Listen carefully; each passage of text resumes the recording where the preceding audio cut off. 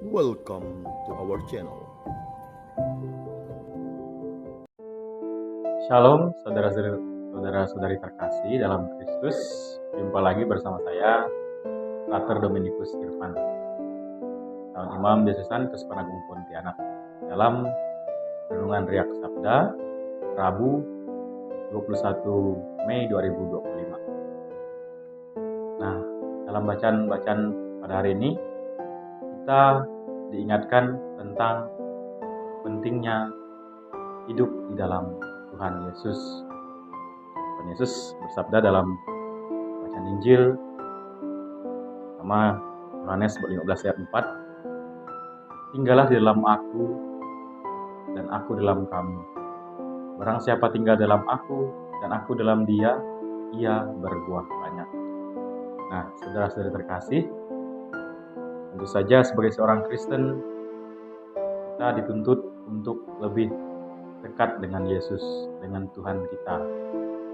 Nah, ketika kita sudah dekat dengan Tuhan, kita dituntut pula untuk berbuah. Lalu pertanyaan refleksi untuk kita, apakah yang sudah kita hasilkan, baik untuk diri kita sendiri, untuk gereja, dan untuk negara kita tercinta, Indonesia Raya ini? Nah, tentu saja ada yang sudah, ada yang sedang, ada juga yang belum. Hal ini wajar saja dan normal, sebab kita tentu saja punya pergumulan hidup kita masing-masing. Dan saya yakin dan percaya bahwa kita semua sedang mengerjakan hal-hal baik untuk diri kita sendiri, untuk gereja, dan untuk Indonesia.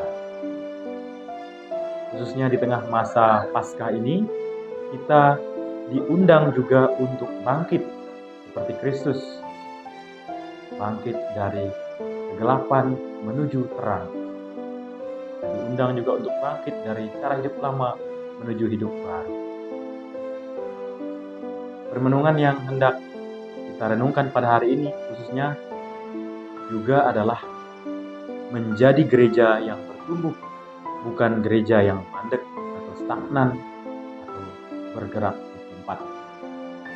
Nah, dalam bacaan pertama, para rasul menggambarkan dengan jelas bagaimana kehidupan jemaat perdana.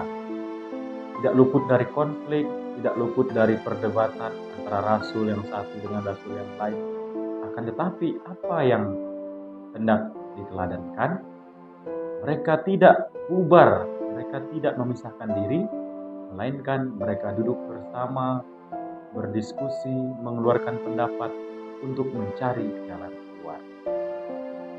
Gereja zaman ini, yakni kita, sedang diuji dengan berbagai macam tantangan, godaan, goncangan yang membuat iman kita kerdil atau membuat pengharapan kita sebagai orang Kristen, sebagai orang Katolik menjadi kecil.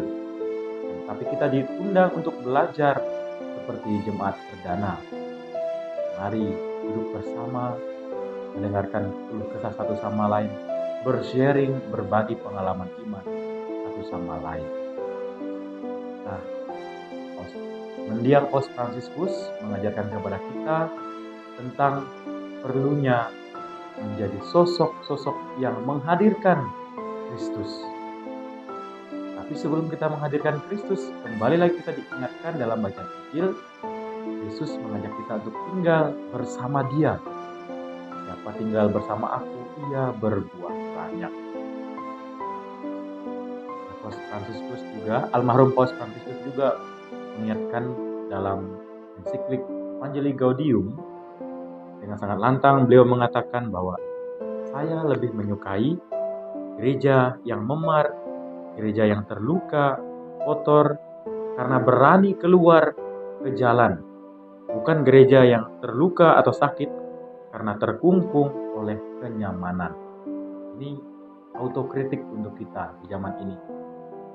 Kita hidup di tengah-tengah zaman yang modern, kita hidup di dunia yang sudah berkembang maju, tapi ada juga acap kali kita abai terhadap keperluan-keperluan orang-orang di luar sana, kepedihan-kepedihan orang di pinggir jalan, di penjara, kita abai. Fransiskus, almarhum Paus Fransiskus mengajak kita untuk melihat ini di zaman ini.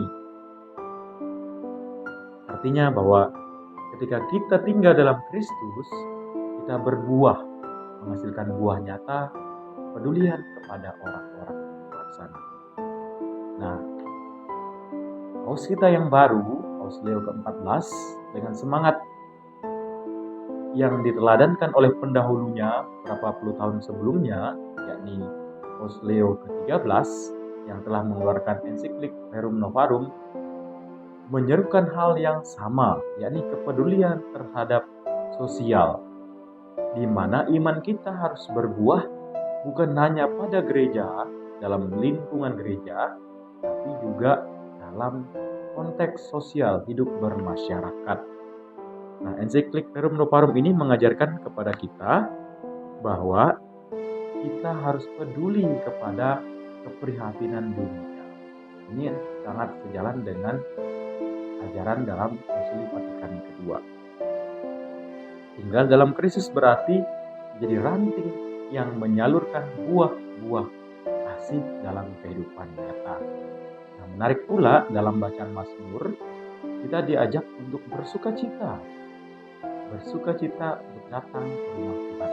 Nah, saat ini mungkin juga kita melihat bahwa orang datang ke gereja itu hanya untuk formalitas, mungkin hanya untuk selfie, untuk mencari viewers ketika mereka membuat konten, video dan sebagainya.